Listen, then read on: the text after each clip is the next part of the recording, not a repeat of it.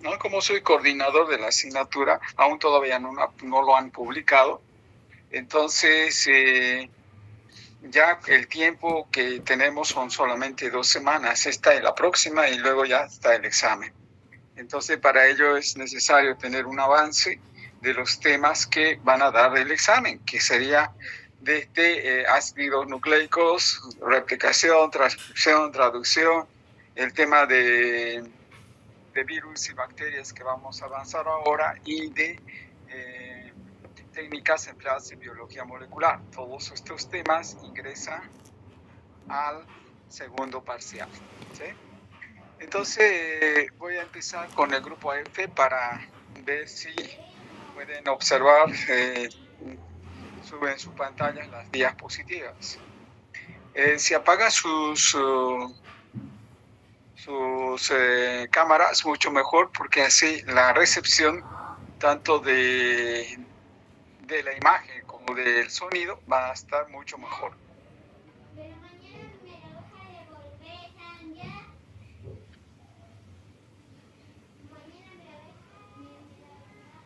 Me confirma si el grupo AF ven en sus pantallas de sus celulares o computadoras la presentación. Muy bien. Ok, gracias. Vamos con el grupo BF. Grupo BF, ¿pueden ver la presentación? ¿Me confirman, por favor? Muy bien. Vamos con el grupo CF.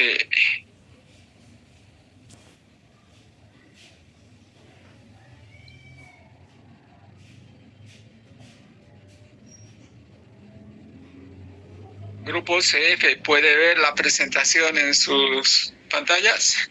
Sí, se ve. Sí. Muy bien. Vamos con el grupo DF.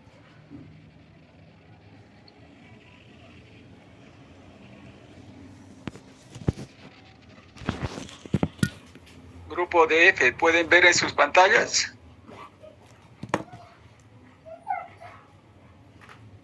Muy bien. Listo. Ahora vamos a hacer la última prueba. Grupo AF, BF, CF y DF. ¿Pueden ver el cambio de las diapositivas? Sí. Sí, doctor. Muy bien. Ok. Voy a pedirles que apaguen, por favor, sus micrófonos, ¿sí?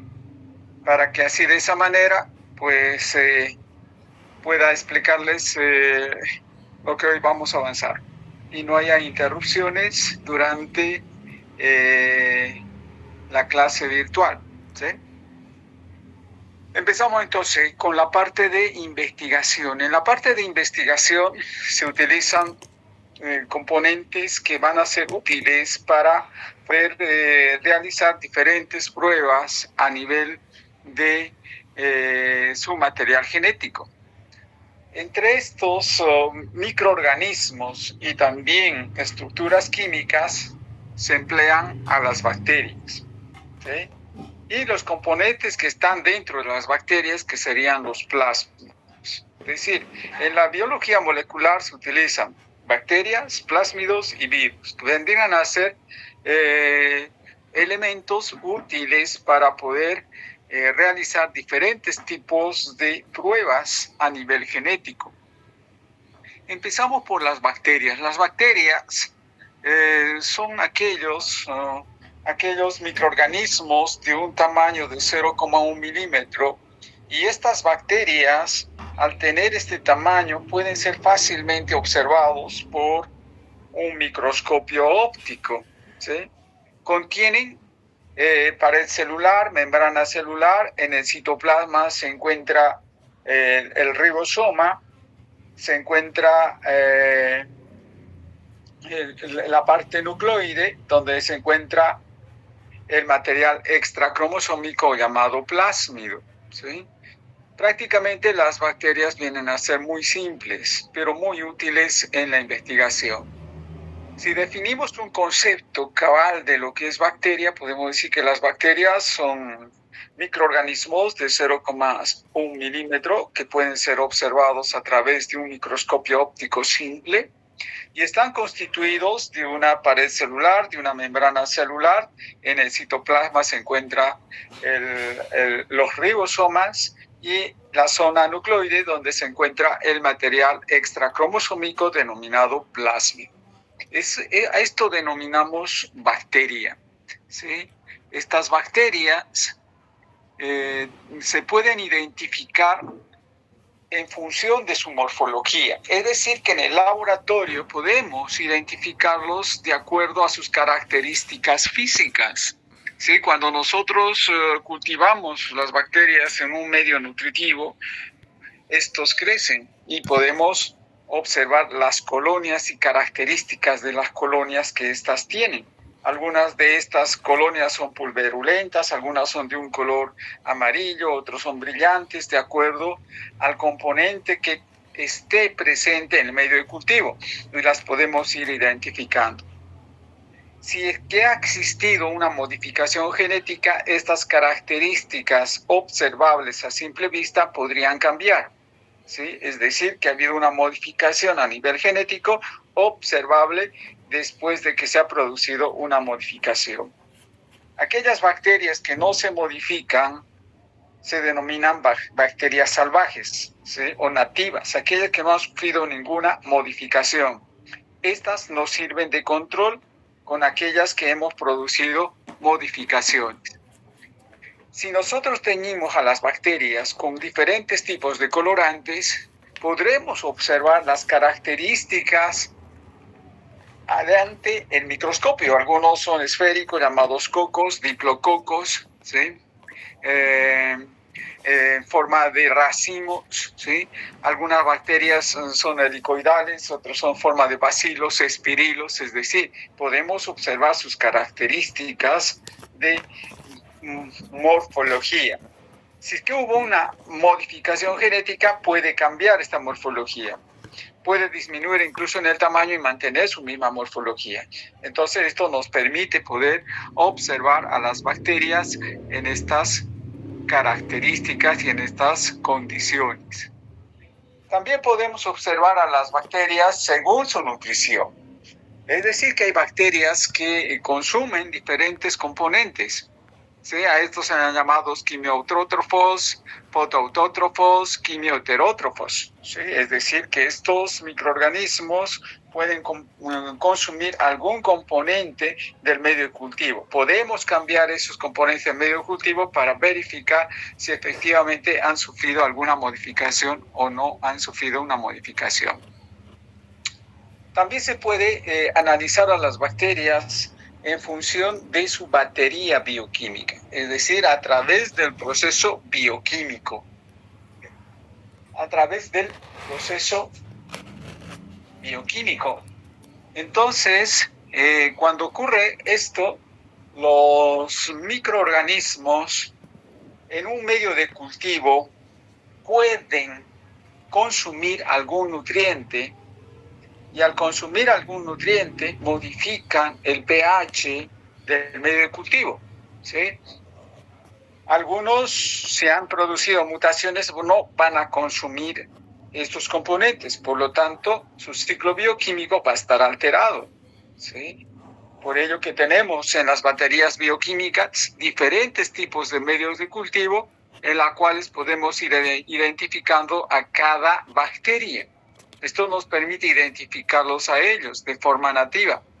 Pero si hacemos modificaciones a nivel de su estructura genética, podrían cambiar estos metabolismos, estos ciclos bioquímicos normales y no generar cambios en el medio de cultivo. Entonces, otra forma en la cual podemos identificar a las bacterias cuando se han sufrido mutaciones a nivel de su estructura genómica. Las modificaciones generalmente se llevan a cabo a nivel de su genoma. Las bacterias, el genoma que tienen es el plásmido. Este plásmido es un material genético extracromosómico, está constituido de una hebra doble, circular, cerrado covalentemente, y contiene 3 genes importantes. Una que es genes de la replicación, genes de virulencia y genes de resistencia. Entonces, este tipo de material genético es susceptible a producir cambios. Podemos introducir material genético dentro de esta bacteria. Podemos analizar un gen dentro de la bacteria y cuáles son sus características del gen una vez que ha sido expresado dentro de la bacteria. O podemos modificar estos plásmidos e introducirlos, ¿sí?, en otros vectores. Entonces, esto quiere decir que el material genético de las bacterias es un material genético muy utilizado tanto en biología molecular como en biotecnología. ¿Y cómo lo analizamos en el laboratorio? En el laboratorio lo que hacemos es extraer este material genético y a través de las técnicas de la PCR identificar los genes que han sido modificados.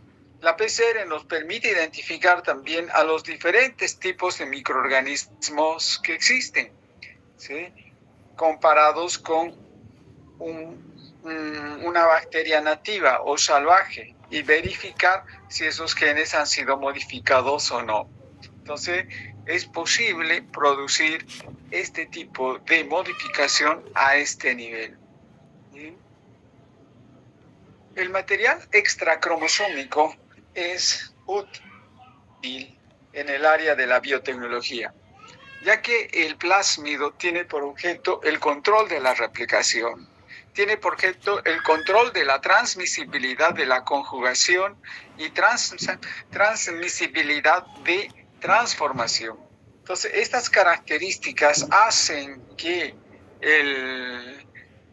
este plásmido tenga cierta utilidad en la ingeniería genética.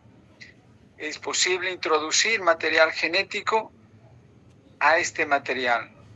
Y este plásmido, cuando tiene un material genómico diferente, se denomina plásmido quimérico, ya que lleva un gen que no le pertenece. Y este gen que no le pertenece, pues va a llevar dentro de sí una proteína que no le pertenece. La expresión de este gen dentro de la bacteria se denomina proteína recombinante. Cuando entremos a biotecnología, les explicaré con más detalle la expresión de estos genes en los plásmidos. ¿Sí? Bien. Otro aspecto importante a tener en cuenta son los genomas de los virus. ¿Sí? ¿Qué son los virus? Los virus son estructuras químicas. ¿Sí? Y estos virus, se pueden clasificar desde el punto de vista de la biología molecular y biotecnología en bacteriófagos, adenovirus y retrovirus. Pero estos bacteriófagos tienen DNA igual que los adenovirus, ¿sí? Simplemente están separados de los adenovirus debido a que los bacteriófagos son muy útiles en biotecnología, sobre todo en las técnicas de electroforesis, las cuales son utilizados para obtener los marcadores de peso molecular. ¿Sí? Por ello que los he separado de los adenovirus. ¿Sí? Los virus tienen diferentes tipos de estructuras. ¿Sí? Cada uno de ellos tiene características diferentes. Un fago es muy diferente a lo que es un virus del SIDA, por ejemplo, o de la hepatitis B, ¿sí?, o del ébola, ¿sí?, o de la influenza. ¿Sí?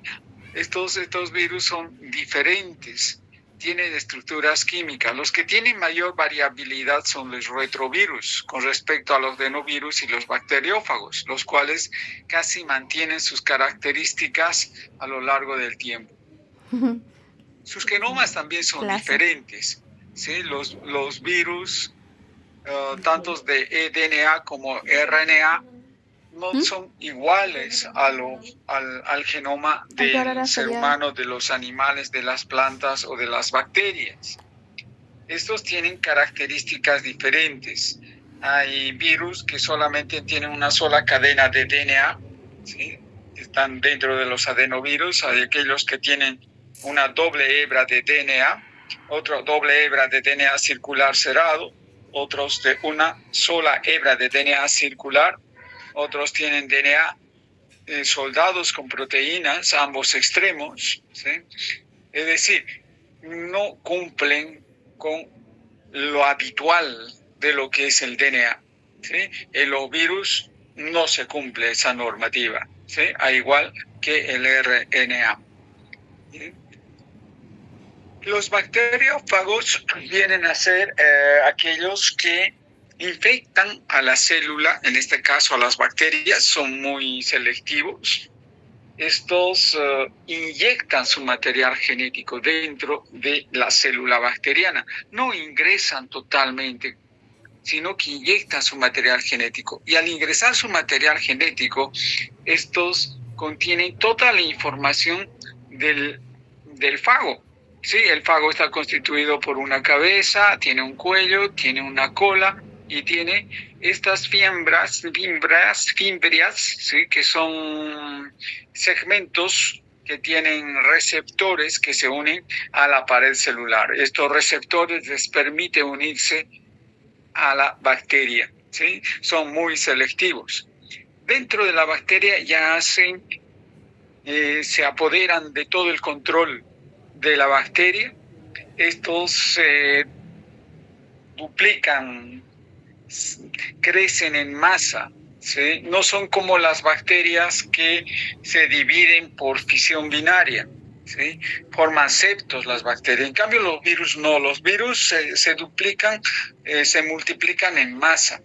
El conjunto de bacterias se denominan colonias y el conjunto de virus se denominan calvas. Es decir, en el laboratorio ya tenemos una diferenciación entre ambos, ¿sí? Entonces, estos introducen su material genético, la enzima que es la DNA polimerasa, va a empezar a producir gran cantidad de viroides dentro de la célula y se duplican dentro, se multiplican en masa. Y estos van a salir por la vía lítica, ¿sí? Es decir, por rompimiento de la membrana celular y pared celular. Los fagos van a adquirir también formas diferentes a la que les he mostrado hace un momento atrás. Hay fagos, el M13, por ejemplo, tiene esta característica. Es muy distinto al otro, ¿sí? No tiene una cabeza helicoidal, pero tiene un material genético muy semejante al anterior fago, ¿sí? Entonces, entre fago y fago también existen características morfológicas diferentes. Cada una se utiliza con fines diferentes en el área de la biotecnología. Bien. Haciendo un repaso de lo que es los microorganismos utilizados en biotecnología, tenemos que las células animales, las células bacterias, las bacterias, los virus y los plásmidos vienen a ser componentes que son muy útiles en la investigación genética, ¿sí? Para ver estas variabilidades utilizamos bacterias y utilizamos a los virus. Y para transformaciones genéticas utilizamos los plásmidos.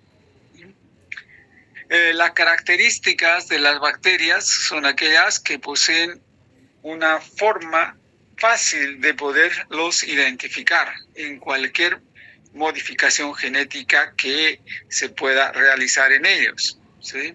Se puede hacer un análisis microscópico, un análisis físico a través de las colonias, se puede hacer un análisis a través de las baterías bioquímicas, a través de sus ciclos bioquímicos, ¿sí?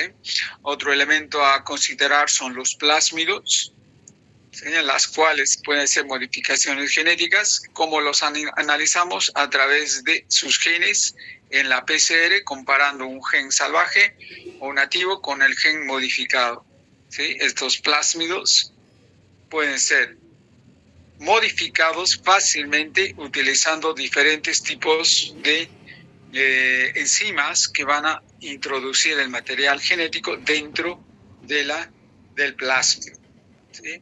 Estas enzimas se denominan enzimas de restricción. o endonucleasas que van a cortar sitios específicos del DNA. Y estos van a ser los que van a ser utilizados para poder introducir material genético. ¿Bien? Entonces, como manera de repasar, ¿qué son las bacterias? ¿Qué son los virus? ¿Qué son los plásmidos? Ustedes responderán a estas preguntas en sus respectivos cuadernos. ¿Okay? Bien, esta es nuestra primera presentación. Voy a ir vamos a salir de esta presentación y vamos a entrar a la segunda. Estoy con el grupo AF.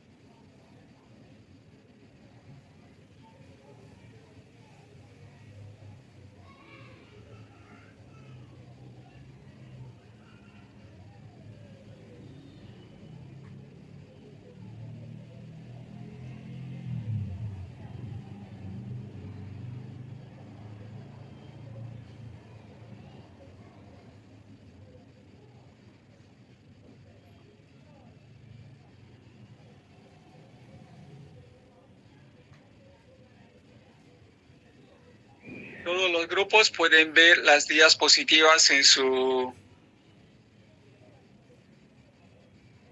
celular o computadora. Sí, se ve, doctor. Se ve, doctor. Perfecto. Seguimos entonces. Ahora vamos a adentrarnos en lo que son los virus. ¿Sí? ¿Qué son los virus? ¿Qué características tienen los virus? ¿Sí? Los virus ¿están viendo el cambio en su monitor? Sí, doctor. No se ve normal. Muy bien. Apaguen sus monitores, perdón, sus micrófonos. Bien, los virus. ¿Qué son los virus? Los virus, el concepto de los virus. ¿Sí? Acuérdense que en teoría les pido, les hago practicar el aprender los conceptos, porque a partir del concepto es cuando vamos desarrollando el total del tema. ¿Sí? ¿Qué son los virus? Los virus son estructuras químicas. No se olviden nunca, estructuras químicas. No son seres vivos. ¿Por qué? Porque no contienen dos componentes importantes, que es el DNA y el RNA.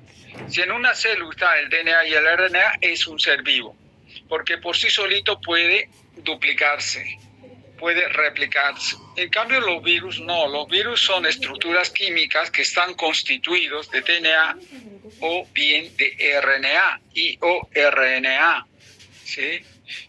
Están cubiertos de una cubierta proteica y en su interior contienen DNA. ¿Sí? Y el material genético, cualquiera de los dos, RNA, DNA. Y estos se multiplican en masa. No se dividen por septos, no se dividen por fisión binaria, no se dividen por meiosis, no se dividen por mitosis. Es decir, que los virus son diferentes. Estos se replican siempre y cuando exista una célula hospedera. De lo contrario, no se replican y son muy selectivos. ¿Sí? Lo cual significa que un virus va a buscar siempre una célula específica para poder duplicarse. De lo contrario, no se duplican. ¿Sí? Por lo cual es necesario tomar en cuenta estas características que tienen los virus desde su punto de vista de concepto. ¿Sí? La morfología de los virus es de una gran diversidad. Tenemos clases de virus, los que siempre se utilizan en los laboratorios son los adenovirus y los retrovirus en biotecnología. Pero en el área clínica, Baltimore tiene una clasificación de los virus, porque los virus también producen diferentes tipos de patologías. Y en la parte clínica, el bioquímico deberá de saber analizar cada uno de estos tipos de virus y deberá tener un vínculo con cada tipo de patología, ¿sí? Y cuando los virus son vistos en el microscopio electrónico, ¿sí? Escuchen bien, una cosa es un microscopio eléctrico, un microscopio electrónico. ¿Sí? Un microscopio eléctrico es aquel que se conecta a la red de energía, y tenemos el microscopio de contraste de fase, el microscopio óptico simple, ¿sí? Un microscopio que puede fácilmente verse las morfologías de las bacterias. Pero los virus no podemos verlos en ese tipo de microscopio, pero sí en un microscopio electrónico. ¿Por qué? Porque hace un barrido de electrones, y al producir un barrido de electrones es posible observar las características que tienen estos virus. Y los virus tienen una morfología diferente. Cada uno de ellos tiene una estructura diferente. Algunos tienen hasta membranas, ¿sí? Otras tienen proteínas, netamente proteínas, como cubiertas, como si fueran células vegetales. Pero las características químicas van a ser diferentes, por lo tanto tienen una morfología diferente, ¿sí? Y si analizamos uno con otros virus, estos generalmente sus características casi comunes, podríamos decir, son estructuras geométricas, ¿sí? Algunos son pentagonales, hexagonales, ¿sí? De forma de una gotita, otros tienen coronas, como cepillos en la parte de la superficie externa, como es el caso del COVID-19, de la influenza, el SARS-CoV-2, SARS-CoV-1. Todos estos virus tienen diferentes morfologías y diferentes características, ¿sí? Se pueden clasificar a través de su estructura básica, ¿sí? Pueden ser icosaédricos, helicoides, ¿sí? Pueden ser de estructuras complejas, etc. Es decir, tienen características diferentes, muy diferentes. Pero también hay otros materiales genéticos, ¿sí? Llamados viroides y priones, ¿sí? O DNA saltarines. Estos son DNAs que a veces ingresan dentro del organismo, y estos modifican a nivel genético, pueden unirse a nivel del DNA y causar desórdenes a nivel de los genes, ¿sí? Y luego desprenderse y unirse a otra parte, ¿sí? Estos priones no son considerados igual que los virus, porque esto es material genético simplemente. Hasta hoy en día no se conoce exactamente cuál es su mecanismo en el cual afectan el material genético, pero están presentes, los han descubierto y forman parte de las estructuras químicas que corresponden a los virus, ¿sí? Los virus, desde el punto de vista de la biotecnología, podemos clasificarlo en función de su ácido nucleico. Los llamados retrovirus, que tienen ARN, y los adenovirus, que tienen DNA. ¿Sí? Entonces, estos virus se van a clasificar en función de este material genético. Pero en la clínica, ya les dije, Baltimore es un tipo de clasificación según este autor, este científico, en el cual se tiene varias características, ¿sí? Como el peso que tienen cada uno de ellos, su morfología, ¿sí? Sus características de estructura química, ¿sí? Y de acuerdo a ello se van clasificando en función de estas variables. Bien. Y lo que les decía hace un momento atrás, el material genético de los virus, tanto de los adenovirus como de los retrovirus, son diferentes a lo que son las bacterias, a lo que es la célula animal, la célula del hombre. Como ustedes podrán ver en esta diapositiva, el DNA puede ser de una sola hebra. Puede ser un DNA, si ustedes fijan, de una sola hebra, pero circular, o de doble hebra, así como si fuera un plásmido.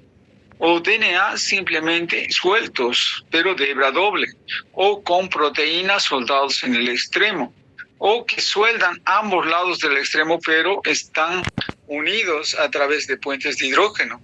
Es decir, que el DNA de los virus es diferente, no sigue un mismo patrón. Lo mismo ocurre con los retrovirus. Puede haber un RNA de una sola hebra o pueden haber retrovirus de doble hebra. ¿Sí? Por ello que debemos de tomar en cuenta estas características. En los laboratorios de investigación la tienen muy en cuenta para poder verificar en qué manera la información genética está descrita en este genoma. ¿Sí? Bien. Los fagos. Hace un momento atrás les había indicado que los fagos vienen a ser virus de DNA muy utilizados en la biotecnología, ¿sí? En las técnicas sobre todo de electroforesis. En las técnicas de electroforesis utilizamos marcadores de peso molecular. Estos marcadores de peso molecular nos indican la longitud que tiene un gen, ¿sí? Ustedes ya saben que el DNA puede expresarse de tres formas, ¿sí? Una de ellas es a través del número de cromosomas. La otra es a través de la cantidad que extraemos en el laboratorio, ¿sí? Podemos saber su concentración, ¿sí? Y la última es a través de su longitud. Entonces, para poder demostrar que un gen tiene esta longitud, debemos de tener un marcador de peso molecular. ¿Y de dónde está ese marcador de peso molecular? De estos fagos, ¿sí? Entonces, los fagos en el laboratorio son utilizados con la finalidad de extraer este material genético y obtener estos marcadores de peso molecular. También se utiliza el material genético de los fagos para las técnicas de librerías genómicas para guardar genes, ¿sí? Estos tienen sitios COS muy potentes y tienen sitios en los cuales se puede insertar material genético y armar una biblioteca genética. Entonces tiene también esa aplicación. Los virus pueden duplicarse por la vía lítica, en este caso los fagos por la vía lítica. Hay virus que se duplican por la vía lisogénica, es decir, tienen dos vías de multiplicación, una que es la lítica y la otra que es la lisogénica. La vía lítica, ¿sí? Si ustedes siguen este proceso que está aquí en la diapositiva, verán que el fago no ingresa dentro de la célula, inyecta su material genético en la enzima, las moléculas aquí se organizan, los promotores son muy potentes, ¿sí? De tal manera que inducen a la bacteria a que sinteticen todo su material genético, sinteticen las características que tiene el fago, ¿sí? Una cabeza helicoidal, ¿sí? Está el núcleo y las fimbrias y los receptores. Todo esto, la información está aquí en su material genético. Entonces, lo que hace los promotores de este fago, que las bacterias empiecen a producir estos viriones. Y estos viriones se multiplican en masa y rompen. A esto se llama vía lítica. Por lo tanto, sale el fago. Una vez que sale el fago, está listo para infectar a otro, ¿sí? A ver, veamos si pueden ver este video. En este video podrán observar cómo el fago, ¿sí? Va a buscar a la bacteria. Es afín a una bacteria específica. Una vez que le ha identificado, inyecta su material genético, ¿no? Si ustedes fijan, una vez que ha inyectado el material genético, este material genético más la enzima van a ser aquellos que van a apoderarse de toda la parte bioquímica de la bacteria.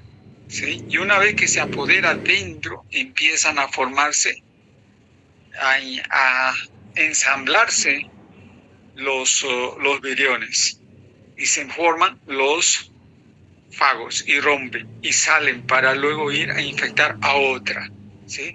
Esa es la forma llamada vía lítica, ¿sí? No se olviden, estos bacteriófagos o llamados también fagos serán aquellos que se reproducen en masa por la vía lítica, ¿sí?